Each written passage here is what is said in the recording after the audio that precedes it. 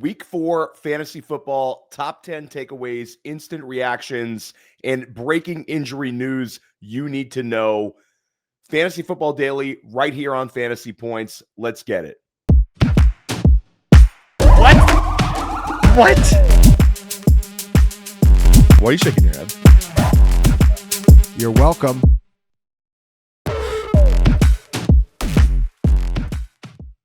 Talking about week 4, and this is a tough one for me because when the Malik Nabers injury news dropped earlier, it completely took the wind out of my sail. I live on Long Island. I am friends with many Giants fans. My sons love Malik Nabers. I love Malik Nabers. Everyone loves Malik Nabers. Malik Nabers is one of the most fun players to watch in the NFL, a young, dynamic talent on a team that now had all this hope with Jackson Dart starting. And the Giants win the game, 21-18. Huge win for New York. Huge win for Brian Daboll. Huge win for Jackson Dart. But it looks like Malik Nabers is lost for the entire season. This is one where it's really difficult to unpack it. We don't know everything, but it sounds like it's a torn ACL. That's what the team thinks. There's going to be an MRI Monday, but it sounds like a season-ending injury for Malik Nabers. This is going to put his beginning of the 2026 season as a slight setback. He played 15 games last year as a rookie. This year, he's going to play far fewer. We know how talented he is, but the injuries are just an absolute killer. For me personally, it's an absolute gut punch. I had him on several high-stakes teams. I have him on an FFPC main event team that I share with Scott Barrett. I also have him on my FFPC big payback team. So for me personally, Malik Nabers was not only a player that I enjoy watching and that I'm rooting for, but it's a player that I have a huge amount of money in as well. So Malik Nabers, this one is an absolute gut punch. Now, if you have Malik Nabers on your fantasy team, it's the time to dig your heels in and work hard to keep your team afloat. If you can get to a fantasy football playoffs, you can still win your fantasy league. When you get to single elimination fantasy football, like a lot of leagues are out there, you can still win your league. And I'll repeat that again, because when you lose a first-round pick, it's awful. But you can still win your league. So it's not the time to throw the towel in for sure. Hopefully you drafted well. Hopefully you're hitting the waiver wire every single week. I know I am. But it's certainly a massive gut punch, a massive loss. What is this going to do for the Giants? You're going to see the Giants become more run-centric. Cam Skattebo looks really, really good. Cam Skattebo looks good, and we're seeing Cam Skattebo having a great deal of success. We're also seeing Jackson Dart offering a bit of a rushing upside that we haven't seen since really the Daboll, Daniel Jones early days, like the 2022 days. So Jackson Dart, I think next week you're going to see some more designed runs for him. But if we look at Cam Skattebo from Sunday, 25 carries, huge amount of confidence put in the rookie to put the team on his back with those 25 carries. Now, the production for Skattebo wasn't great, 13 points, but he still gets you there if he's your flex with 13 points right there. For Dart, I think Dart just has the sort of the it factor. You could tell the team was very, very into him early in the game, getting behind the rookie. And I think Dart has a very, very bright future for the Giants. We're going to see, though. Again, this was a huge loss for them. So Dart, the best thing about his game today, the passing was certainly lacking, 111 passing yards, but exactly what you wanted to see for him as a runner, 10 carries for 54 yards and a touchdown, some very, very positive signs. So we start out with talking about a somewhat of a funeral. Let's talk about a coronation. And Puka Nacua is the league winner right now. I mean, this is unbelievable what we're seeing out of Puka Nacua. We've seen this in the past where Sean McVay oversaw a wide receiver 1 overall season from Cooper Kupp, where we saw Cooper Kupp back in 2021, 2022, just going crazy. He averaged 25.9 points per game, was the wide receiver 1 overall, then was the wide receiver 1 overall the following season with 22.4 points per game, before going down with an injury. And of course, it ended up being Justin Jefferson. But Cooper Kupp was electric. Anybody who had him that year, you probably won some money in fantasy that year because it was sort of like having a high-end QB1 at your wide receiver position. It was a ridiculous, ridiculous cheat code. And we're seeing that again with Puka Nacua this year. Nacua is just on fire. This is the wide receiver 1 overall. It's way too early to say it's a for sure thing, but we talked about it last week on several podcasts. I think this week it becomes more and more apparent. He's had back-to-back 15 target weeks. This game, he had 13 catches for 170 yards and a touchdown. He's a week winner and he's a league winner. So when I say that, you're going to see spike weeks like this that can help you win your week. And there's going to be more weeks like this than maybe the market is counting for. So Puka Nacua, I think, is the league winner. Simply remarkable, the scoring numbers we're seeing from him. And Puka Nacua is the bet to not only be the wide receiver 1 overall, but probably the league winner in fantasy football. Just absolutely ridiculous stuff there. The Rams win a very big game over Indianapolis. I think if you're betting on this Indianapolis Colts team, this was always a game you sort of circled as one that they were going to struggle to win. They had their moments. We'll talk about Tyler Warren a little bit later, but the Rams, really, really a positive win for them. The Rams could have been off to an even hotter start with that Philadelphia game where they had the huge lead. Philly came back. Rams look like a viable contender in the NFC right now, and they're going to go with Puka Nacua. And hey, we saw Cooper Kupp win a Super Bowl MVP. Could we see that from Puka Nacua as well? Wild, wild times. I think history repeats itself this year with a wide receiver 1 overall in a Sean McVay offense, a cheat code for you in fantasy football. A player that broke out, and there's tons of rookie running backs. We've been talking about it for weeks. We talked about Judkins. We've talked about Hampton. We've talked about Scadaboo. We're going to talk about Jeanty a little later. But let's talk about Woody Marks, because a huge step forward with Woody Marks. In week 3, we saw sort of a big signal with Woody Marks having a 49% snap share. Today, the snaps went up to 58%. The winless Texans win a big game. They completely shut out the Tennessee Titans. Callahan's on the way out there. This is a disaster team in Tennessee. But a positive for Texans, where they embrace Woody Marks. Woody Marks was in college a long time, and in college there was one thing he continually did. He caught a ton of passes. He caught passes at Mississippi State. He caught passes at USC. Woody Marks is a player that can catch passes, and that gives him a fantasy floor, and I think that's an important one. Texans are 1-3. Not everything is going to go his way game flow wise, but for Woody Marks, I think he can thrive in any sort of a game flow if you give him 60% snap share.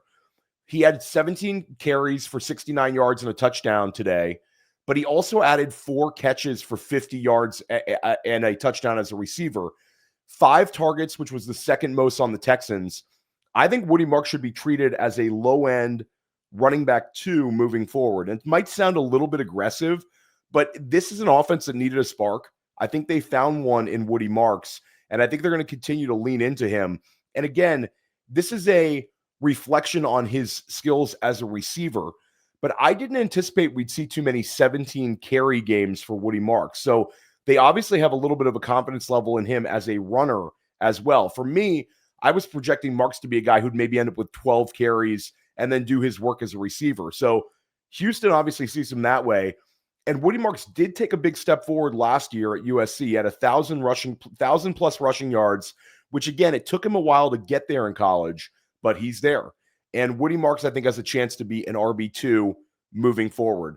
Talking about a player who could be an RB1 moving forward, and that's Travis Etienne. The storyline from the season with Liam Cohen has dramatically shifted. In the preseason, it was Liam Cohen is going to be this person who elevates the talent of Brian Thomas Jr. and Travis Hunter. I don't need to talk to you about BTJ. BTJ, another sort of lifeless game to him, that nothing that's going to get you excited as a fantasy manager. The storyline then shifted a little bit to, let's keep an eye on this rookie Bashal Tutin. Bashal Tutin's going to end up having a takeover in the Jacksonville backfield because it's Tank Bigsby, it's Travis Etienne, and Tutin's going to end up being the one there. Tutin's going to be this year's Bucky Irving. You heard the storylines all summer long, and certainly I talked about them as well. There's a lot of love for Bashal Tutin at fantasy points, but Travis Etienne, all of that love should go to Travis Etienne. Etienne is on one right now as a runner. 19 carries for 124 yards and a touchdown today. He out-touches Bashal Tutin 20-5. 3 games this season for Travis Etienne with 70 or more rushing yards.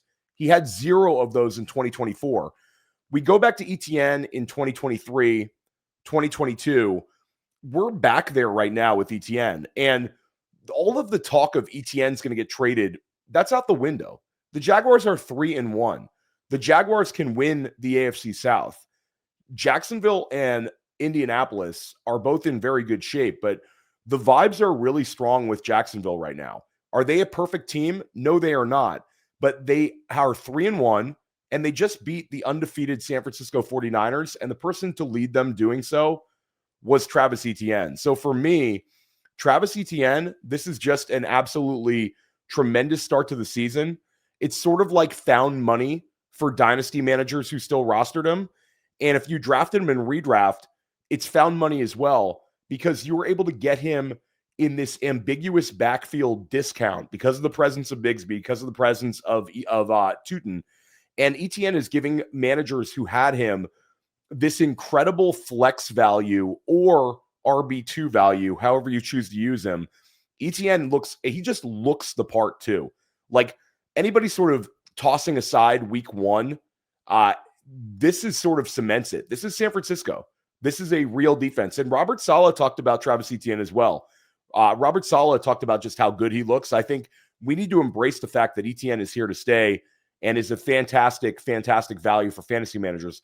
I think the action here is actually, there's still a little bit of in the marketplace, not necessarily confidence level with Travis Etienne managers, where I think he's actually a trade candidate where you're buying him high, but the person who is rostering him is certainly not valuing him like the production that he has. Is there a little bit of risk to this one? Sure. But I'm willing to believe my eyes and willing to believe in a Travis Etienne bounce back season. And this could end up being the narrative for a number of backs this year. We're seeing it with a number of these backs sort of drafted in his range, where it was sort of the hero RB running back build, the draft the running back early and then wait a little bit. You could have had hits with guys like Etienne. You could have had hits with guys like J.K. Dobbins. We're going to kind of unpack that throughout the year. But right now, Travis Etienne looks like a very, very solid pick to have made and a potential player that could help you win championships. We'll keep this one short and sweet. If you have Ashton Jeanty on your fantasy team, you are feeling unbelievable. This is the first Ashton Jeanty I'm him moment in the NFL. And this is just why he was drafted so early. This is why the fantasy community and the NFL community and the scouting community and the dynasty community and the Devy community and any single community associated with this thing of ours was so excited about him, is because of the potential for games like this. Vegas plays in a very close game, and I'll repeat that. It's a very close game. Vegas misses a field goal at the end. They let Chicago score a late touchdown. DeAndre Swift gets that late touchdown. But Vegas, in a very close game, Ashton Jeanty goes nuts. 21 carries, 138 rushing yards, and a touchdown. He also has 2 receiving touchdowns.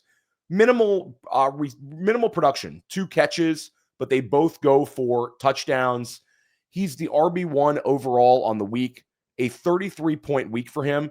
And this was a massive one for Jeanty because it just seemed like there was a lack of connection between like Pete Carroll, Chip Kelly, and what Jeanty could do. Jeanty did not have a game this season heading into week 4 where he averaged 4 yards per carry. And he finally gets there, 6.6 yards per carry. The touches go up dramatically. He had 17 in week 3, which was a little bit of a signal for us. Now he goes up to 23 in week 4. Next week, they play the Indianapolis Colts on the road, and I'm willing to bet that we see Ashton Jeanty with 20 or more touches again. It's going to be really hard to unpack this. This is the offensive focal point for the Vegas Raiders right now.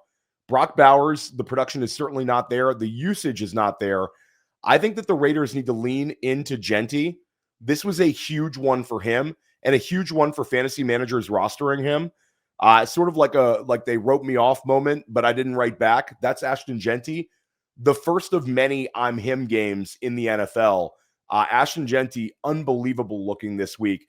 Got to talk about Xavier Worthy. And this is one that anybody who consumes my content, I get into it with people about Xavier Worthy, because Xavier Worthy was a guy that this offseason I'm sort of pounding the table for, getting a lot of arguments with some very smart people who were anti-Xavier Worthy. Little bit of a victory lapping from some of those people when Worthy went down in week 1, but Worthy didn't stay out for long. Worthy showed a certain toughness to come back from an injury like that. Take yourself back to Friday of the week 1. Worthy gets injured on that first play, basically the first play of the game for the Chiefs offense. Travis Kelce bumps into him, and we're thinking the season's over. And it was catastrophic. And you're having flashbacks like fantasy football PTSD back to last year, where Patrick Mahomes and Rashee Rice collided, and Rashee Rice lost for the year. We're like, this can't happen again to a Kansas City Chiefs wide receiver. And Worthy bounced back. He almost came back in week 3. They held him out. And then week 4. And Kansas City needed this one. Kansas City went up against the Baltimore Ravens. We know the history between the Ravens and the Chiefs. And they went out and they not only won, but they won handily. The Chiefs improved to 2-2 with a huge 37-20 win. And for me, my takeaway from here is the presence of Xavier Worthy has unlocked the Kansas City offense. Worthy leads Kansas City in receiving yardage, and he leads them in rushing yardage. We see the manufactured rushing attempts, which make Worthy so valuable to fantasy managers. He has 2 carries for 38 yards, and Kansas City can't run. So getting 2 carries for 38 yards out of Worthy leads them in rushing yards. And also it helps them. It helps them move the sticks. It helps them have the explosive play element to their offense. Worthy adds 5 catches for 83 yards as a receiver on 8 targets. So Worthy, this is a sign of things to come. And what did this do? Patrick Mahomes ends up with 4 passing touchdowns. Mahomes was fantastic.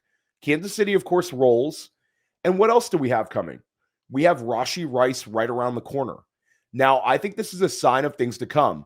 The Chiefs are back to being a pass-happy offense, and this offense could actually explode when Rashee Rice gets here. And I'm sure there's going to be a lot of eye rolls out here saying, Theo, we've heard this for a couple of years, but Patrick Mahomes has not been this guy who's been cooking for fantasy. But today just goes and shows you 4 passing touchdowns against Baltimore. And Baltimore's a soft defense right now. Don't get it twisted. But when Rashee Rice gets back and this offense looks complete, you're going to have Rashee Rice, the stick mover, the target earner, with Xavier Worthy, the big play operator, who's also going to get his fair share of targets. This offense will stay wide receiver centric. You will have guys like Tyquan Thornton, who's playing very, very well. Guys like Hollywood Brown sort of slide into their natural roles as complementary receivers. You're going to have Travis Kelce in his role now as an older player as a complementary piece. And Kansas City has a chance to be a very fantasy-friendly offense for moving forward. If you have Patrick Mahomes, you're gonna increase him. His outlook is very strong. If you have Xavier Worthy, he's right in your lineup next week. And if you have Rashee Rice, the wait is almost over. You're almost around the corner with Rashee Rice. Be a little more patient, grind through these weeks, and when you get Rice back, this offense could really take off, and Rice is going to benefit from that sort of environment when he steps back on an NFL field. Talk about the Cleveland Browns rookies. So I hate doing this where, the story could be Detroit, and we could just talk all nice about the Lions. The Lions beat the hell out of a team that they're supposed to beat.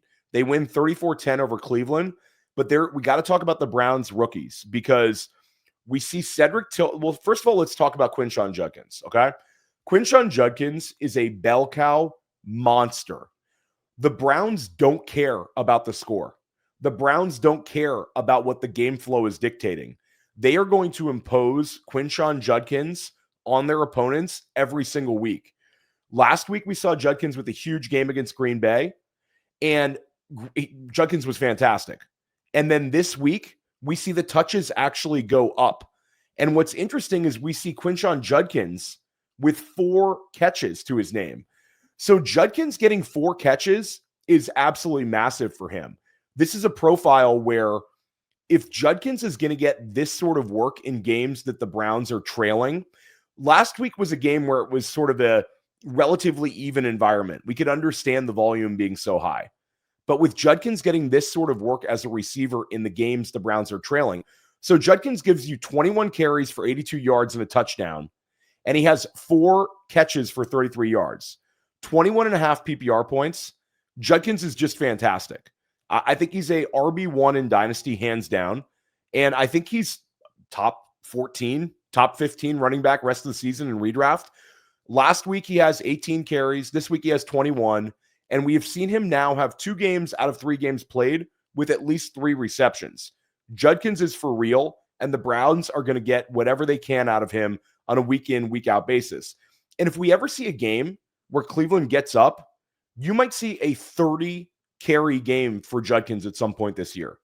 Now, the Browns aren't going to be winning too many games like that, but I think that's the sort of touch volume he's capable of taking over. Another player we're going to talk about, let's switch over to the wide receiver position. Sigh of relief game, and I'm back game for Drake London. Really, really a big sigh of relief for both the Atlanta Falcons and for Drake London. The Falcons win a big game. The Falcons end up beating the Washington Commanders. We had the disaster game for Atlanta against the Carolina Panthers. Now they go and they beat Washington. And I know Mariota was playing, but this is still a team that was in the NFC Championship game last year in Washington. And Atlanta takes care of business at home, wins the game, and they put up 34 points in the process. Now, we could talk about Bijan because we talk about him every week. Bijan's unbelievable. Bijan had over 180 combined yards, 106 receiving yards. But the story is Drake London, because Drake London, we've been waiting for a game like this. And for him to score 25 PPR points in a game that Atlanta really needed to win, and a week where they really leaned on Drake London as their proper alpha wide receiver 1, 8 catches, 110 yards, and a touchdown, 10 targets for Drake London. He had twice as many targets as any other Falcon. This is a really big positive sign, and I think we're going to see this more weeks like this moving forward from London than maybe we felt a couple weeks ago. So like London, we've seen now two out of the 4 games this year, he's had at least 10 targets, and he had another game with 8 targets. The production has just not been there. They have their bye week this coming week in week 5. Week 5, we got to worry about the bye weeks. But I think when we come back from the bye, you're going to see some self-scouting in the Atlanta organization. And I think you're going to see them hyper-focused on getting Drake London involved. And you're going to see a ton more Bijan Robinson. That's the 2 things that work best for Atlanta. And I think we're going to see a hyper-consolidated offense moving forward. We're also getting rumors that this could be this could be Zach Robinson as a candidate for the Oklahoma State job. That's a high-paying job. I don't think that that's necessarily something that's going to influence the team. Just an interesting side note. Robinson played at Oklahoma State. Oklahoma State, of course, gets rid of Mike Leach. And that's a very high-paying college job. So Robinson is a player that's very well regarded in NFL circles, but still that allure of a job that might pay, just guessing, $6 million a year, something like that. So we'll keep an eye on that one with Atlanta. Let's keep it at the wide receiver position. So we're crowning Puka Nacua as the wide receiver 1 overall. Jackson Smith-Njigba with a quiet week 4, but JSN is still sort of a dark horse candidate to be the wide receiver 1 overall. CeeDee Lamb injured. We can cross him off the list. Jamar Chase, the pure talent of Chase. We can never discount Jamar Chase. Justin Jefferson, we can't really discount, but it doesn't seem like it's his year.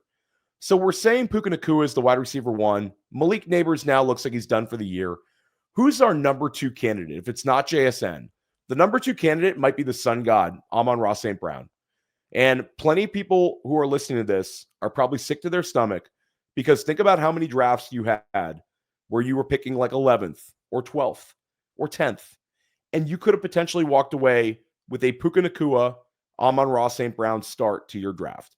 Sickening. I know I had a couple of possibilities there where I took one of the 2. I wish I would have had a combination, because right now that combination looks absolutely lethal. Amon-Ra St. Brown, this sort of a, could it happen? I think it's probably not. But if another player is going to challenge for the wide receiver 1 overall this year, why not the sun god? 7 catches for 70 yards and 2 touchdowns this week. He's had 3 straight games with 20 points or more scoring. Amon-Ra is just locked in right now. We saw the spike week for him a few weeks ago where he had a 39-pointer. He had the 3 touchdown game. And there's been 4 games played, and Amon-Ra St. Brown has 6 touchdown catches. He is on pace to shatter his previous touchdown high. I think Amon-Ra, so the easiest way to get to wide receiver 1 overall the last 4 years has been find the player with the most catches and the most targets. And Puka Nacua looks like he's going to be that. But the other way to get there, to sort of break up that argument, would be a guy catching an unbelievable amount of touchdowns. And when it comes to Amon-Ra, he's scoring a ton of fantasy points with it. He is lethal around the goal line and in the red zone as a receiver, a technician, and a killer. And few players have as much chemistry with their starting quarterback as Amon-Ra St. Brown does with Jared Goff. Then you factor in the indoor environment games for Detroit. You've got the X factor of John Morton as the OC. Keep an eye on the Sun God. Right now, I think he's one of the best bets to challenge Puka Nacua if there is going to be one.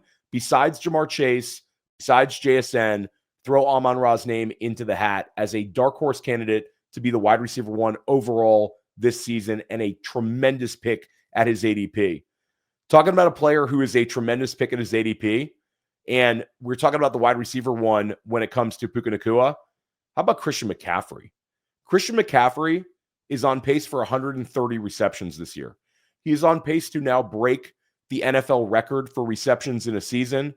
San Francisco loses to Jacksonville, but the CMC usage monster has returned, where we got away from CMC as being like this target monster, where he was always being well targeted, but it's sort of like the streets never forget what a peak CMC season looks like as a receiver. And I think we're seeing it again. He has 31 catches so far this year. This past game, he had 11 targets. He caught 6 of them for 92 yards and a touchdown. He also adds 49 rushing yards. So San Francisco's 3-1, and they are completely leaning into CMC. CMC right now, your RB1 overall, is the best bet there is. Again, could be plenty of drafts out there where you could have had CMC with Puka Nacua. You could have legitimately drafted the wide receiver 1 and running back 1 at the turn for a lot of those early draft periods. And hey, there's probably a lot of CMC Amon-Ra St. Brown teams out there too. So CMC looking absolutely unbelievable. San Francisco drops to the Jacksonville Jaguars, but they get Brock Purdy back, and I think things are gonna work themselves out for San Francisco. When we look at this schedule, next week is the really big one. I mean, you could circle this one. Week 6 is big too. San Francisco plays the Rams on the road in LA. That game could be an absolute shootout environment. You get the McVay-Shanahan game. That game is a big one to circle for fantasy football managers, for DFS managers. Really, really a tilting one. But Christian McCaffrey has not scored fewer than 22 points at any point this season in a week. Unbelievable. Goes to LA, and then he goes to Tampa Bay in week 6. So you're probably your biggest challenger in the NFC West in the Rams. Then you go and play a team that might win the NFC South in Tampa Bay. Tampa Bay loses to Philly this week, but they're still a team that's won a lot of close ones. Then you get the Atlanta Falcons coming into San Francisco. There's really no signs that Christian McCaffrey is going to slow down at all. Then you get these 2 games where they're going to be pretty heavily favorites at home, or excuse me, on the road against Houston. Actually, not massive favorites, but they'll be favored on the road in Houston. They'll probably be favored on the road in New York, and then they get LA coming back. You also, with San Francisco, you have that late bye week. So the Christian McCaffrey sort of revenge tour, this is going to continue, and CMC just looks absolutely terrific right now. If you drafted him, just keep riding it. You're going to enjoy spike week after spike week. Talking about the top player at the position, let's talk about Tyler Warren. And Tyler Warren dropped an 18-pointer this week at the tight end position. Of course, Indianapolis loses the game. The early storyline for Indianapolis has been Jonathan Taylor. He's been just fantastic this season. This was really a storyline for many weeks because Taylor's just been special. Taylor, of course, with a quiet game, 14.6 points this week against the Rams. One positive for Taylor is we continue to see him catching passes. I think Jonathan Taylor is almost a shoo-in to set a career high in receptions. You love seeing sort of a veteran player taking his game to another level on something like being a opportunistic pass catcher, and Taylor's certainly that with Daniel Jones. Daniel Jones, of course, loves those little low A-dot looks, and he gets it with the running back. Taylor has 76 yards on the ground, so Taylor doesn't destroy your week, 14.6 points. But really the story is Tyler Warren. And Tyler Warren, we see the rushing touchdown where they line Tyler Warren up near the goal line. They give him the ball, and he finds the end zone as a runner. This is a fun one because we've seen him get carries in other weeks. You've seen him actually get a carry in all but one game this year. But this week he gets 2 carries.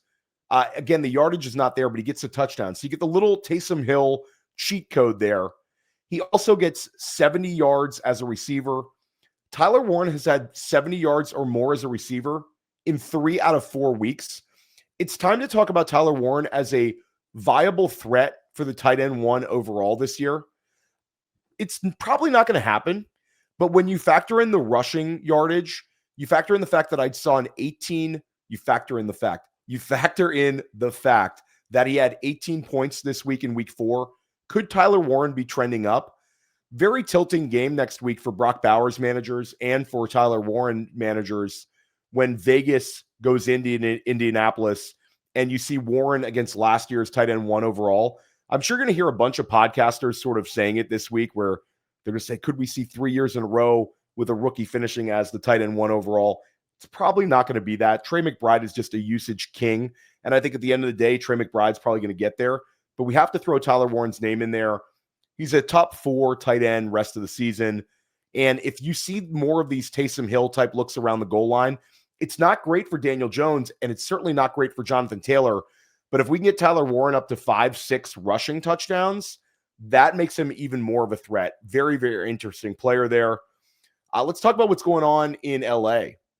And Quentin Johnston is absolutely rising. And at the same time, Ladd McConkey is struggling. QJ is this year's year 3 breakout wide receiver. Think back to Nico Collins in 2023. I think we're witnessing that again with Quentin Johnston. Quentin Johnston, a first-round pedigree player who had a disaster rookie year, a much-improved year 2, and is now enjoying a ridiculous breakout performance. 13 targets for Quentin Johnston, 8 catches, 98 yards, and a touchdown. And QJ has scored 14.9 points or more in every single week this season. I hate to tell you this, but that's wide receiver 1 type numbers right there. He's had 2 games with 23 points or more, and he's outscored Ladd McConkey every single week of the season. You've seen QJ, I'll say that again. You've seen QJ outscore Ladd McConkey every single week of the season. When you think about the disparity in ADP between the two of them, QJ is one of the best picks you could have made at the wide receiver position. And if you're in a shallow format, he's one of the best waiver wire pickups you could have made probably all season long. And on the flip side, Ladd McConkey is a disaster right now as a draft pick. And I remember week 1 when I'm sitting in Vegas, and I'll give a shout out to Dan Williamson, co-host of the Fantasy Empire podcast, and Scott Barrett, co-host of School of Scott. Split teams with both those guys. I'm talking to both of them about like Ladd, and no one was happy about it. Ladd had 13.4 points. They almost connected on a touchdown with him. And everybody's like, Ladd didn't really get there. These other wide receivers like Keenan Allen, Quentin Johnston, they got there, but it wasn't Ladd. Things will correct themselves. It'll all correct itself. Everybody's kind of on that train. And it's been far from that. Week 1 was the season high for Ladd McConkey. That's the most points he scored. So it shows how expectations change for players throughout the course of the year, where in the Kansas City game, we were really angry about 13.4 points. I think there's some Ladd McConkey managers out there in fantasy that would be thrilled to death with 13.4 points. 2.1 PPR points for Ladd today against the Giants. 1 catch for 11 yards on 6 targets. Absolutely disgusting. And he had 9.8 points in week 2 8.1 in week 3, now 2.1 in week 4. This is like DEFCON 5 time for Lad managers. And where is the hope out of this usage-wise? Quentin Johnston's out targeting him 37 to 27 for the season. Okay, so the targets are going to QJ, and QJ's getting the big downfield looks. QJ's outscored him in every game. Then you factor in Keenan Allen. Keenan Allen, again, it has been way more effective than Lad. Now, Keenan Allen, again, was quiet this game. 7 targets, though, so he out-targets Keenan Allen, and he has 5 receptions, and he gets 8.7 points to McConkey's 2.1. So Keenan has a bad game, and he still quadruples up Lad McConkey's production. Okay, so the passing game there, we talk about QJ, and we talk about Keenan. Now you've got Omarion Hampton, who Omarion Hampton, this is I don't want to victory lap this one, but my bags are packed with Omarion Hampton, probably as much as any running back right now. And Hampton had 24.9 points in week 3, 27.5 this week. He would have been an even bigger discussion tonight if not for Ashton Jeanty and if not for this wide receiver conversation. But the point of Omarion Hampton is not, victory lapping his scoring numbers. It's his usage is increasing. So you have QJ and you have Omarion Hampton as sort of the 1 and the 2 right now in LA. You've got Keenan Allen for as long as he holds up being a thing. This is not great for Lad McConkey at all. I don't want to use the word unusable, but it's going to almost take a Keenan Allen injury for Lad McConkey to move up into, hey, we feel fantastic about him. Now, could Lad come out and have a spike week next week and sort of make me look stupid here? Of course he could. Lad McConkey, we know, has talent. We saw Lad McConkey set the NFL record for the most receiving yards for a rookie in NFL history in the NFL playoffs just a few months back. So we've seen it with our own 2 eyes with Lad. For fantasy points, Lad McConkey's a guy who flies off the page, as his separation ability is ridiculous. He's an elite route runner, and they use him in situations where he should be more effective. So Lad McConkey, this is really, really troubling stuff here. But if you have Quentin Johnston, a massive, massive win. Now, I traded for QJ last week in a Dynasty league, a big, expensive FFPC one of my highest stakes leagues. I sent 2 seconds for QJ in that single QB format. So I sent 2 seconds for him, and I get back QJ. That trade's gone. But can you still trade for QJ? Are there still managers out there in a redraft sense who think this is found money? You're going to offer me this wide receiver who was drafted 8 rounds, 10 rounds, 11 rounds ahead of QJ, and I get an opportunity for this guy who was projected to be like the wide receiver 15 in August for my guy who maybe might have like a little bit of decline in his production. There's still some managers out there who have redraft draft take lock. If you find a manager like that, make a trade for QJ. I think this is happening. And every year we get a surprise guy who takes a huge leap in production. And the wide receiver position, we've seen it historically where year 3 is a massive one. Anybody, and we're not going to throw like huge names out there, okay? But anybody who experienced somebody like Devontae Adams, okay? Devontae Adams, rookie year, not so good. Year 2, not a whole lot. Year 3, massive, massive increase. Jameson Williams last year averaged about 15 points per game, 14 points something. Nico Collins was a wide receiver 1 in 2023. So you've seen 2 years in a row with a year 3 breakout wide receiver. QJ is this year's year 3 breakout wide receiver. If you have an opportunity to add him and people don't understand what they're holding, make a trade offer for him because he's legit. A couple other quick takeaways. We're going to keep an eye on this Lamar Jackson hamstring. Cooper Rush came in for Lamar in the blowout loss to Kansas City. It's a hamstring injury for Lamar. This is not Malik Nabers' time. This is not something where we're like, oh my gosh, this could be a season. This is not like that. But Lamar, we're going to keep an eye on it. We're going to see what the deal is with this one. Was this just indicative of Kansas City's going to win the game?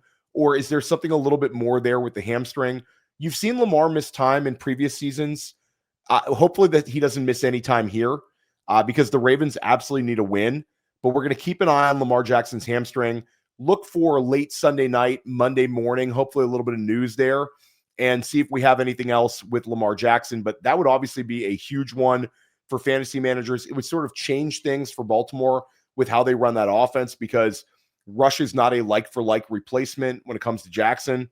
So we'll keep an eye on Lamar's hamstring, a player who we were banking on to maybe be the QB1 overall this year. We already saw Jaden Daniels miss some time 2 weeks in a row.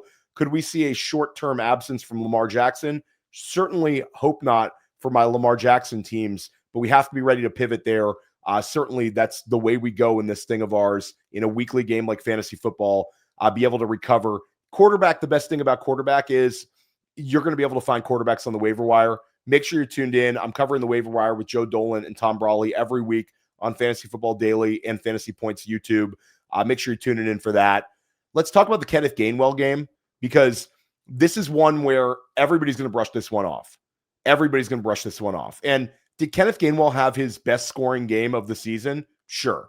Kenneth Gainwell went nuts. He played fantastic. This is one where there's probably a couple people there's probably some leagues out there where Jaylen Warren was left in the starting lineup because it was the early morning game.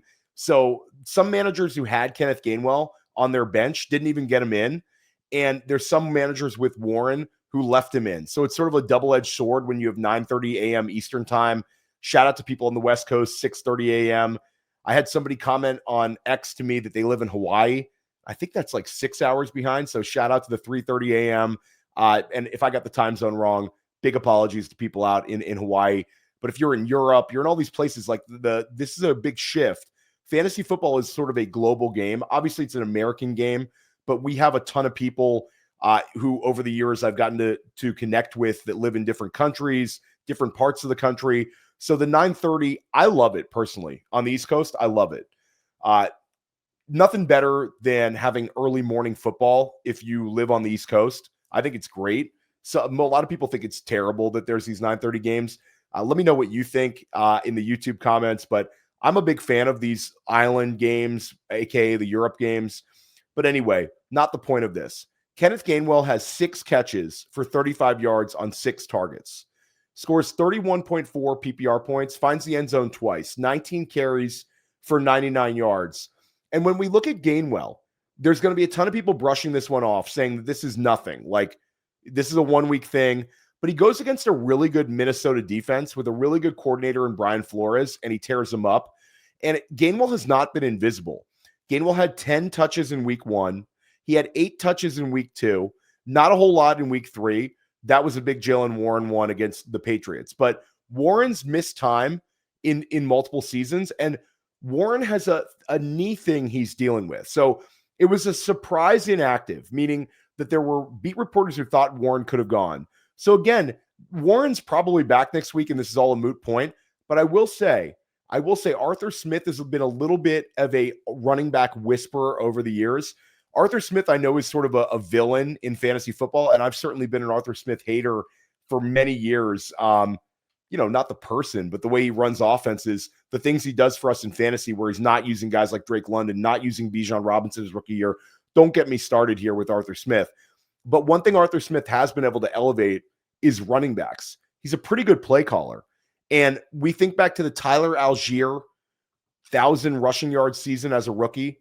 We think back to the Cordero Patterson RB1 season where it was like completely out of left field. Cordero done really nothing from a season-long sense in his entire career, converts from wide receiver to running back, and ends up being an RB1 under Arthur Smith. So I'm going to say never. Kenneth Gainwell was probably already rostered, but I don't think this is a big one like, I'm going to go sell my Kenneth Gainwell. Like, hold on to Kenneth Gainwell here, because the Steelers obviously trust Kenneth Gainwell. And we think back to Gainwell. Gainwell was always a guy that Nick Sirianni really, really liked in when he was in Philly. Nick Sirianni wanted to start him over DeAndre Swift, which made no sense. And Nick Sirianni would rock a Kenneth Gainwell t-shirt. It was a very weird thing. Coaches really like Kenneth Gainwell, Sirianni, and now we're seeing this sort of confidence level with Mike Tomlin and Arthur Smith when it comes to Gainwell. So that sort of thing matters. Gainwell does some things that are fantasy viable. He's a okay receiver. We see which of the 6 receptions. And today, 19 carries. You don't give somebody 19 carries unless you have a little bit of confidence in them. They had Trey Sermon active, and Caleb Johnson looks like an absolute disaster. But Caleb Johnson got 6 carries for 22 yards. Caleb Johnson is so far from contributing on an NFL field. That's one where the Dynasty community, we got a little too ahead of ourselves with Caleb Johnson. If Warren misses games, it's Kenneth Gainwell, and he's playing for an offensive coordinator that's been a little bit of a running back whisperer. Let's talk about Emeka Egbuka briefly. Emeka Egbuka has a season high in targets, catches a long one today. And Egbuka, like we've seen this where it's been a slow drip up when it comes to Egbuka. And now we see him with 10 targets today. And I know the game flow lent itself to this one. Philly was up. Tampa Bay had to go a little bit pass happy. But Egbuka ends up getting there. 4 catches, 101 yards on 10 targets. Gets the long touchdown, 20.1 PPR points. Egbuka is just awesome. Egbuka, like we talked about the potential earlier in the year where maybe he wasn't getting enough targets. 6 target game in week 1, 7 in week 2. Now it's 8 in week 3, and it's 10 in week 4. Egbuka is here to stay. In Dynasty, he's a wide receiver 1. And in redraft, I think he's somewhere in the top 15. I think Egbuka is an awesome talent in a situation where they're going to use him a ton. Mike Evans misses this week. He's probably going to miss again, probably for a few weeks. Not on the IR yet, but Evans, I think, could miss a few more weeks here. Egbuka, if you have him, another fantastic draft pick. Really, really a fun one. And that pretty much wraps it up. This was really fun. Went a little long this week. A lot to unpack. Stay above water. If you lost Malik Nabers, we're going to keep on competing. It's way too early in the season. It's week 5 coming up. Week 5, make sure you're getting ahead of these bye weeks. Bye weeks in week 5, bye weeks in week 6. Make sure you're tuning in. I got you covered on your waiver wire content. Fantasypoints.com if you want to level your fantasy game up. Use the code Theo for 15% off or more. Start Sit Show with Graham Barfield and I on Fantasy Football Daily. School of Scott podcast, Scott Barrett and I every single week, and on Fantasy Points YouTube. Make sure you're also tuning in Fantasy Points YouTube and Fantasy Football Daily waiver wire. I've got you covered with Joe Dolan and Tom Brawley. And then this week, I'm doing a rest of the season rankings show that you're not going to want to miss with Ryan Heath, Graham Barfield, maybe a few others from Fantasy Points, maybe Scott Barrett. And we're going to unpack some trade targets for you to turn your season around and the biggest risers and fallers in our rest of season rankings at Fantasy Points. We've got you covered to crush your fantasy leagues this season. We'll see you soon.